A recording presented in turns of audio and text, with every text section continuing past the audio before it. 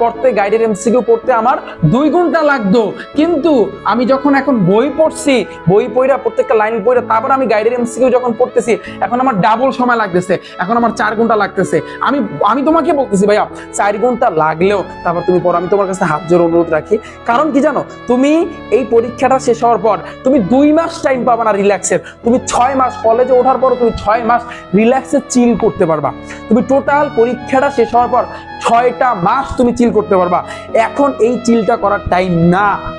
আমি আবারও বলতেছি, 6 মাস তুমি সময় পাবা, তুমি তখন চিল করো। এখন লাগলে 2 ঘন্টার জায়গায় 4 ঘন্টা পড়ো, এখন লাগলে 2 ঘন্টার জায়গায় 4 ঘন্টা পড়ো, তারপর একটু পড়ো। কারণ এইবার পরীক্ষা কিন্তু যতটা তুমি ইজি মনে করতেছো ততটা কিন্তু ইজি হবে না। আমি অনুরোধ রাখি ভাইয়া তোমাদের কাছে, কারণ আমি চাই আমার প্রত্যেকটা ভালোবাসার স্টুডেন্ট যারা আছো, ভালোবাসার শিক্ষার্থী আছো, তোমরা যেন একটা ভালো রেজাল্ট করতে পারো।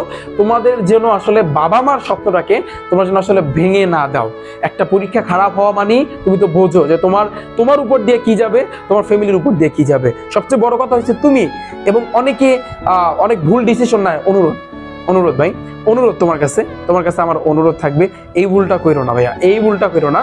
এবং যে পরীক্ষা যদি এমসিকিউ খারাপ হয় আইসা মিলাইতে যাবা না, মিলাইতে গেলে তোমার নেক্সট পরবর্তী পরীক্ষাগুলো খারাপ হবে। গেল এটা। এবার আসি কিন্তু ভাইয়া ইংরেজির গাইডলাইন।